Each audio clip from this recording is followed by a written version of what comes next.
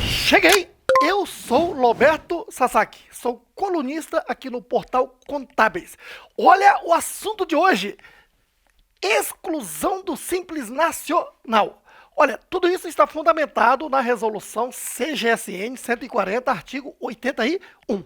Olha, como sabemos, uma empresa, para optar pelo Simples Nacional, em primeiro lugar tem que saber a sua receita bruta, a receita da atividade. Se a receita bruta não vai exceder a 360 mil no ano, ela pode optar pelo Simples Microempresa MR.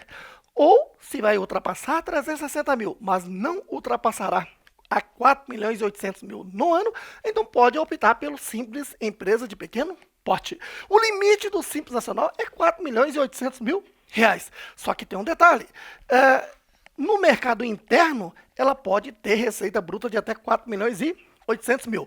E se é uma exportadora, ela tem o direito também de exportar, além disso, mais 4 milhões e 800 mil reais. Nem por isso eu digo que, nesse caso, o limite é o somatório. Não, o limite é 4 milhões e 800 mil. Onde eu quero chegar? Que se extrapolar um dos limites aqui, no mercado interno ou exportação, essa empresa será excluída do Simples Nacional. E se for excluída do Simples Nacional, vai ter que optar pelo lucro presumido, lucro real ou lucro arbitrado. E aí vai ter toda uma burocracia e dificuldade de cálculo, além de se tornar bem mais caro. E aí, veja que o cálculo passa a ser individualizado. Eu vou ter que fazer um cálculo para o imposto de renda da pessoa jurídica, preencher guia e recolher, outro cálculo para a contribuição social sobre lucro líquido, preencher outra guia e recolher, e assim fazer com PIS, COFINS, contribuição previdenciária patronal, IPI se for indústria, ICMS se for contribuinte do ICMS e ISS se for contribuinte do ISS, certinho? Agora, ao passo que, estando no Simples Nacional, ao recolher o DAS, já estará recolhendo de uma só vez até esses 8 tributos. Daí essa simplificação, certinho? O assunto é exclusão do Simples Nacional, que, de acordo com o artigo 81, se dará por comunicação, que pode ser opcional, o contribuinte opta, ou obrigatoriamente, ou, de acordo com o artigo 83, de ofício. Então, a exclusão é por comunicação ou de ofício, certinho? Só que esse de ofício ocorre quando o contribuinte peca. Como assim? O contribuinte está obrigado a comunicar a sua exclusão, mas ele não comunica, aí o fisco o fará de ofício. O que é mais comum é o seguinte: contribuinte que fica inadimplente no que se refere à fazenda pública federal, estadual ou municipal, deixa de recolher o DAS, por exemplo, ela já está sujeita à exclusão do Simples Nacional e no mês seguinte já tem que comunicar a Receita Federal. Alguém comunica? Não. Então o que acontece? Se o contribuinte não comunica, a Receita Federal o fará de ofício até 31 de janeiro do ano seguinte, geralmente lá para dezembro, início de janeiro. Lá no ECAC já está lá a informação de que esse contribuinte está excluído do Simples Nacional, certinho? E aí, o que fazer? É o que veremos aqui agora, tá bom? Vamos lá.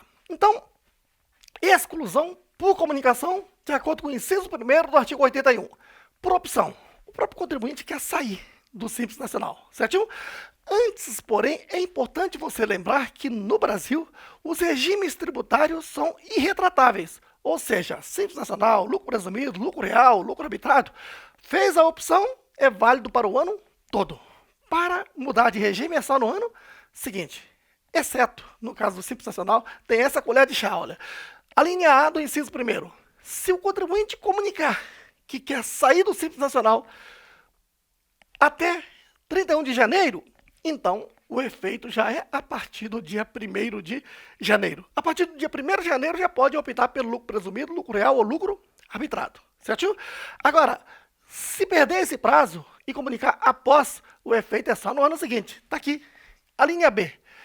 Comunicou após 31 de janeiro. O efeito é só a partir de janeiro de X2, ano seguinte, certinho? Aí você deve estar perguntando: mas Roberto, onde é que eu faço essa comunicação? Olha, de acordo com o caput do artigo 81, é lá no aplicativo disponível no portal do Simples Nacional, onde você entra lá e o sistema já conversa com você. Ele diz, bom dia, você quer fazer o comunicado, não é isso?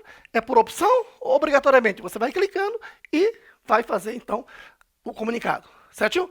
Bom, agora vamos analisar a exclusão por comunicação obrigatoriamente. A linha A, excesso de receita bruta acumulada. Item 1. Vamos supor, o raciocínio aqui é o seguinte, o ano calendário eu vou chamar de X1, certinho? E o exercício financeiro, ou o ano seguinte, X2, tá bom? Tá aqui, dia 1º de janeiro de X1, janeiro, até setembro, já atingiu o limite de 4.800.000, certinho? E, porque não existe limite mensal, tá? O limite é anual, neste caso, ou proporcional, como veremos, tá? Então, vamos lá. Atingiu o limite de 4.800.000, certinho? A partir de outubro já está tendo excesso. Até dezembro, se esse excesso ultrapassa 20%, aí fica aquela regra. Até 20% é tolerável. Acima de 20% não é tolerável. Então, nesse caso, é acima de 20%. Então, o que acontece? Eu tenho que comunicar à Receita Federal a exclusão do Simples Nacional no mês seguinte ao excesso de 20%. Se o excesso de 20% ocorreu em outubro, eu tenho que comunicar em novembro. Tá ok? Outro detalhe importante é que você tem que saber que uma coisa é comunicar, outra coisa é o efeito da exclusão. O efeito da exclusão, neste caso, é a partir do mês seguinte ao do excesso de 20%. Então, se o excesso ocorreu em outubro, então, além de comunicar, eu tenho o efeito de exclusão já a partir de novembro. A partir de novembro, eu tenho que optar pelo lucro presumido, lucro real ou lucro arbitrado. Beleza?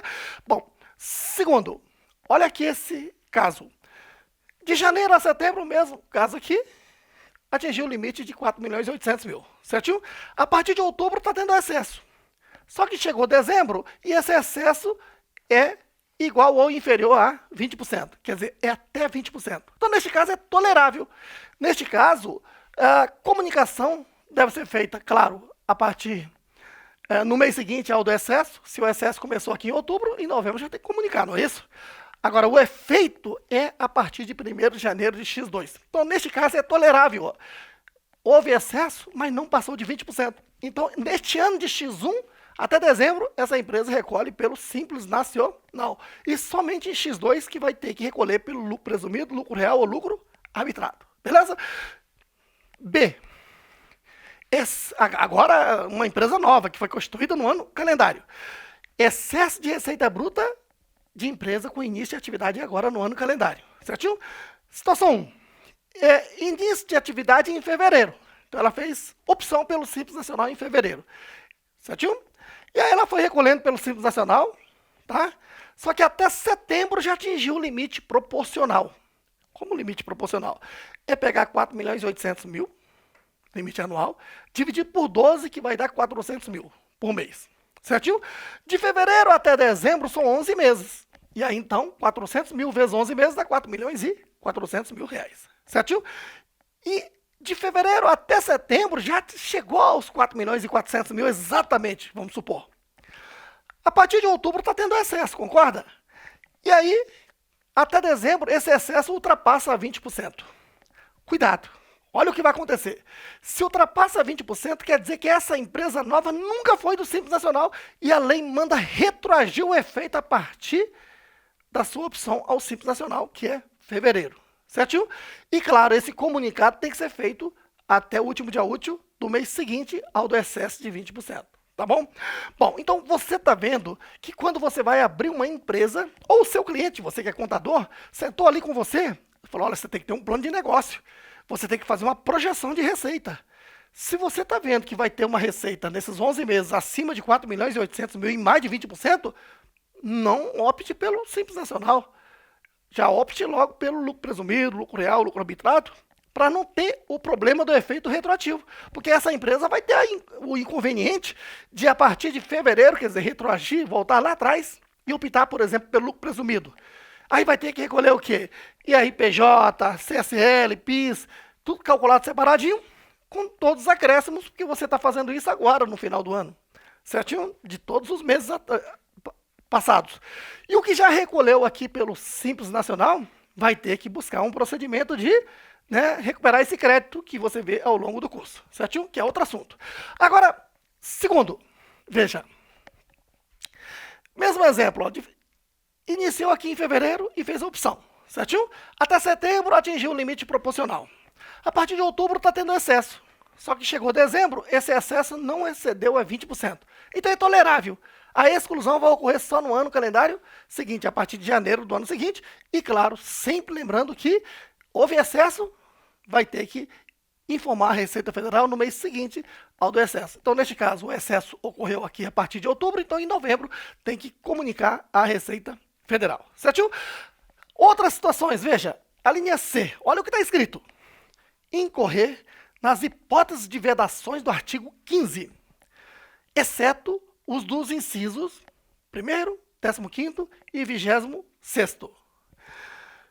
Comunicação deve ser no mês seguinte e o efeito é no mês seguinte. Aqui é o seguinte, quando você vai fazer a opção da empresa no Simples Nacional, tem que estar atento com as vedações, 26 vedações previstas lá no artigo 15 da resolução CGSN 140, certo?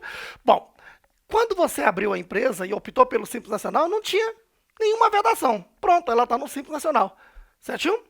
Passado algum tempo, ela feriu uma das vedações. Por exemplo, a empresa que está no Simples Nacional não pode receber uma pessoa jurídica como sócia. E nem ela pode ser sócia de outra pessoa jurídica. Certinho? Digamos que no mês de agosto, a empresa fez uma alteração contratual e admitiu como sócia uma pessoa jurídica. Certinho?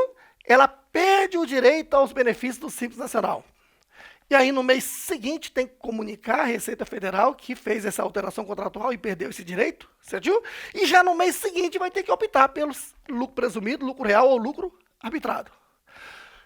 Aí você diz, mas por que exceto o inciso primeiro? Inciso primeiro trata da receita bruta, que foi tratada à parte aqui, certo? E o inciso 15º, por exemplo, é esse aqui. Veja, da linha D.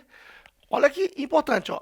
Possuir débito com o INSS ou com as fazendas públicas federal, estadual ou municipal, cuja exigibilidade não esteja suspensa, seja judicial ou extrajudicialmente. Não está suspensa. Certinho? Comunicação é no mês seguinte. O efeito, guarde bem, é no ano calendário subsequente, a partir de janeiro do ano seguinte. Esse é o que mais ocorre no escritório de contabilidade. O escritório calculou o DAS, mandou para o cliente e o cliente não recolheu no prazo que é até o dia 20 do mês seguinte. Se não recolheu até o dia 20 do mês seguinte, já está inadimplente, não está? Aí o que vai acontecer? Esse contribuinte feriu essa linha D. O certo é comunicar à Receita Federal de que ela, por esse motivo, está excluída do Simples Nacional. Certo? Agora, alguém faz isso? Algum contador faz esse comunicado? Não. Por que não? Porque ele sabe muito bem que esse cliente atrasou aquele DAS, mas pode recolher em atraso a qualquer momento. Né? Mesmo porque o efeito da exclusão é só em janeiro do ano seguinte. Aí o que acontece? O seu cliente deixa de pagar o DAS, você tinha que comunicar à Receita Federal, mas você não comunicou, você contador. Certinho? Aí o que acontece? O fisco faz de ofício. Quando você entra lá no ECAC, no final de dezembro e início de janeiro, está lá dizendo, contribuinte, você está inadimplente e está excluído do Simples Nacional. Não tem nada que se apavorar, por quê? Porque há duas alternativas aí. Recolher esses atrasados com juros, os acréscimos, ou fazer o parcelamento. Geralmente se faz o parcelamento.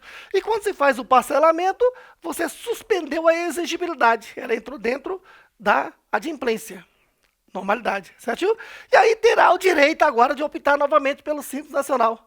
E isso virou até um ciclo vicioso aí na maior parte das empresas do Simples Nacional. Quem é do escritório de contabilidade sabe muito bem disso. Isso.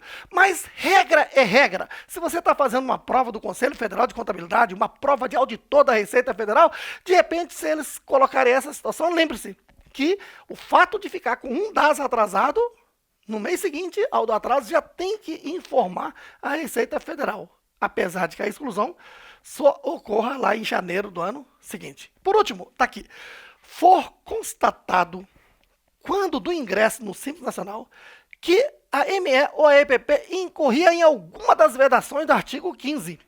A exclusão com efeito desde a data da opção. Aqui é o seguinte, é muito comum a pessoas ou profissionais que não se preocupam muito e diz, olha, a empresa não tinha direito de optar pelo Simples Nacional, mas eu forcei a barra e mandei o processo e o processo passou. Ela está no Simples Nacional. Só que ela está no Simples Nacional ferindo alguma das vedações do artigo 15. Aí o que acontece? Passa-se 1 ano, 2 anos, 3 anos, 4 anos. Lá no 5º ano, a Receita Federal descobre. Né? Porque, por falta de pessoal, a Receita Federal já não fiscaliza no 1º ano, no 2º ano, no 2º ano. Ele fiscaliza ali no último ano do período prescricional. Aí o que acontece? De repente, a empresa descobre que essa empresa não tinha direito à opção pelo Simples Nacional. Certinho? Quando ela optou pelo Simples Nacional, ela tinha sócia pessoa jurídica, por exemplo. Então, ela não tinha direito. E aí o que vai acontecer? Ela vai mandar lá no ECAC, dizendo, olha, empresa, você está excluída do Simples Nacional desde a sua Constituição ou desde o momento que você optou pelo Simples Nacional. Olha o bororô todo. Essa empresa vai ter que voltar lá atrás e optar pelo lucro presumido, lucro real ou lucro arbitrado, mês a mês, e recolher, fazer todos esses cálculos e recolher com os acréscimos, certinho? E procurar buscar o crédito recolhido pelo DAS desse período todo. Olha o trabalho todo aí para você, contador. Olha, se você gostou deste conteúdo, dê um like aqui neste vídeo, inscreva-se neste canal Portal Contábeis e se quer saber mais sobre as aulas, os cursos do professor Roberto, acesse natacursos.com. Núcleo Avançado de Treinamento e Atualização Contábil Fiscal. Tamo juntos!